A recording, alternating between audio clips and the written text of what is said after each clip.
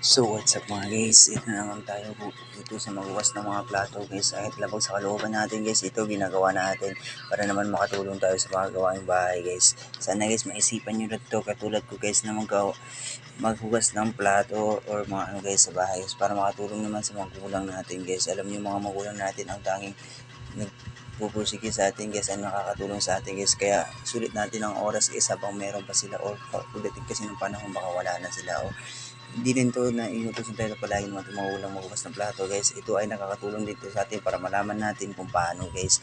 So karamihan kasi sa mga lalaki ngayon hindi na naghugas ng pinggan, puro ML na lang or basketball guys. So kailangan din natin matututo pag mag-isa tayo o mag-aaral tayo, kailangan natin maghugas ng pinggan guys, matutunan to guys. So ako guys, ito guys, natutunan ko to dahil sa mga magulang ko guys.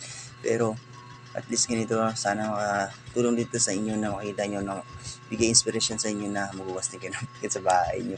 So tara, samahan nyo ako guys. Kahit yan, malulungkot ako yan guys. Alam nyo kung bakit. Yung gusto kong maglaro ng ML guys, kaso walang magawa guys. Inutusan talaga na maghugas ng pinggan. Ayun naman, bilisan ko pa yan guys para mabilis maubos. Kasi nag-aantay na yung mga kaibigan ko na maglaro daw kami. So kaya guys, yan, bilisan ko na.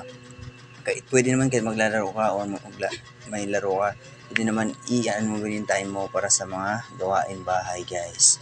At least makatulong ka kahit lalaki ka. Hindi kasi iba kasi yung sa kanila guys, kahit pag lalaki na hindi niya natulong na naghugas ng pinggan.